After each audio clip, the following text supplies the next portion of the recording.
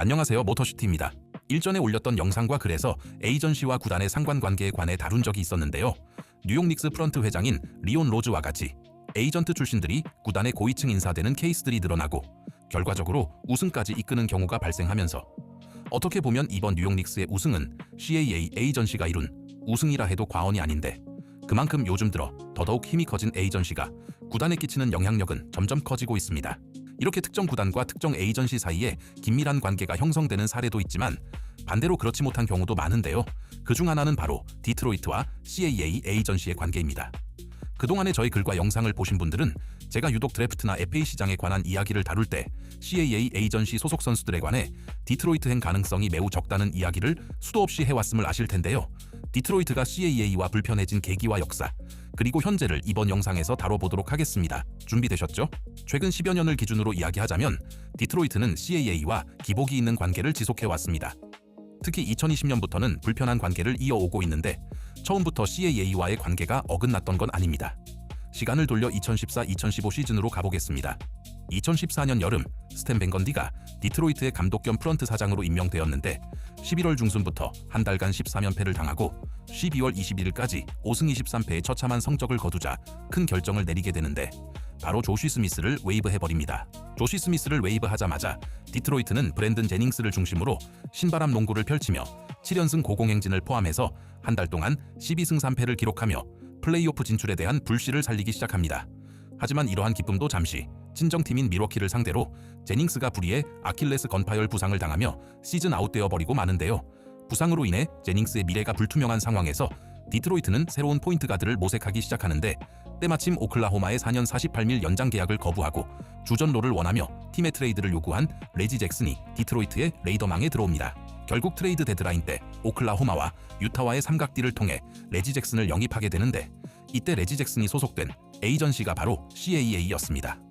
그리고 트레이드된 지 반년 뒤에 5년 80밀리언의 대형 계약이 합의하며 디트로이트와 CAA의 좋은 시작을 알리게 됩니다. 사실 스탠 밴 건디 체제에서 CAA와의 관계는 원만했는데요. 같은 해 여름 피닉스와의 트레이드를 통해 데려온 마커스 모리스, 2016년 여름 FA로 영입한 이쉬 스미스, 그리고 2017년 드래프트 12픽으로 지명한 루크 케나드까지 모두 CAA 출신들로서 스탠 밴 건디 체제에서 주축 로테이션으로 뛰었던 선수들이었습니다.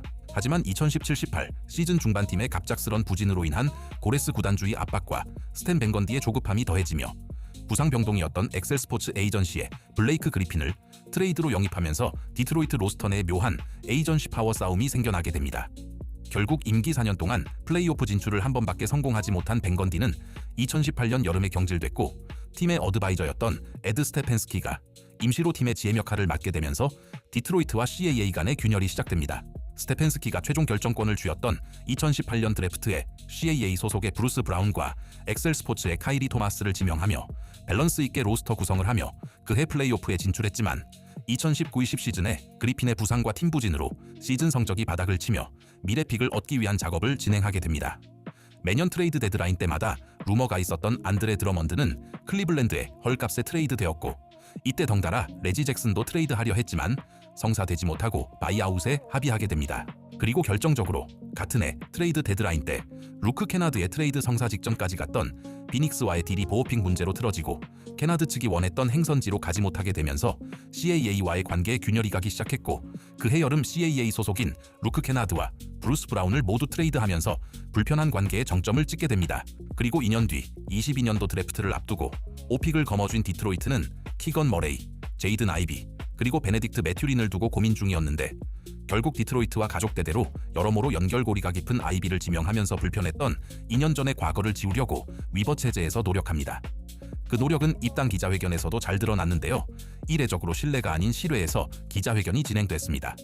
51년 만에 1픽인 커닝햄조차도 디트로이트 연습구장에서 기자회견을 했는데 아이비와 듀렌은 홈 구장에서도 서쪽으로 20분 차 타고 가야 하는 공원에서 진행할 만큼 구단 측에서 상당히 공들여서 관계 회복을 위해 애쓴 흔적을 찾아볼 수 있겠습니다.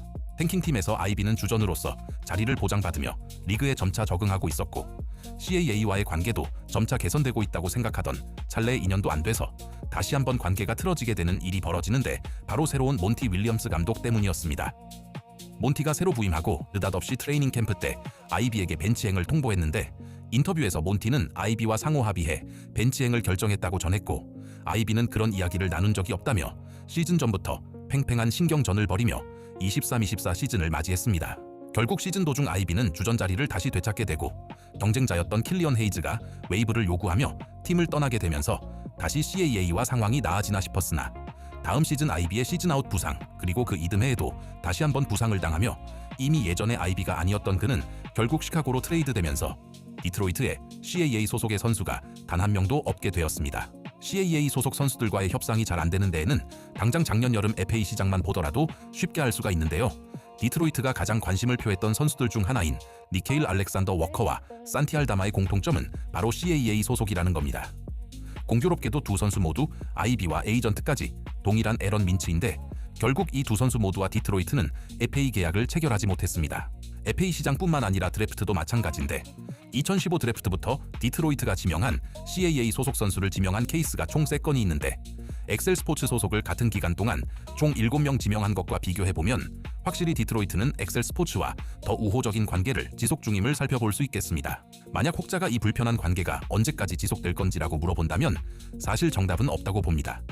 그나마 현 시점에서 확실하게 이야기할 수 있는 건 당장 큰 규모의 계약을 가진 선수라든가 연장 계약을 앞둔 샐러리 규모가 있는 CAA 소속 선수를 영입하는 그림은 쉽지 않을 것 같습니다. 레지 잭슨과 5년 80밀리언 계약을 한 것이 후에 단 한 번도 CAA 소속 선수와의 연장 계약에 성공한 적도 추진한 적도 없었어서 CAA 입장에서는 자신들의 클라이언트와 연장 계약하지 않을 팀에 굳이 보내고 싶어 하지 않을 것 같다는 생각입니다. 그나마 이번 여름에 이 둘 사이의 관계 회복에 희망적인 부분을 엿볼 수 있는 건 육각딜을 통해 영입한 게리 해리스인데요. 재밌게도 이 친구가 CAA 소속입니다. 현재 로스터에 16명의 선수가 있어서 해리스가 끝까지 쉬보인 로스터에 남을지는 모르겠지만, 아이비 지명 이후 4년 만에 처음으로 새로운 CAA 소속 선수가 합류하게 된 것이라 매우 재밌는 상황입니다. 언제까지고 이 불편한 관계가 지속되진 않을 것이고, 결국 NBA도 정치판 비즈니스라 언젠가는 철판 깔고 새로이 이전의 관계들을 리셋하는 계기가 분명 생길 텐데, 이번 해리스 영입을 계기로 디트로이트와 CAA의 관계가 개선될 여지가 생긴 건지 향후 흥미롭게 지켜볼 대목이라 생각합니다. 더 많은 글들과 추가적인 내용들은 제 블로그를 참고해 주시고요. 농구는 디트로이트.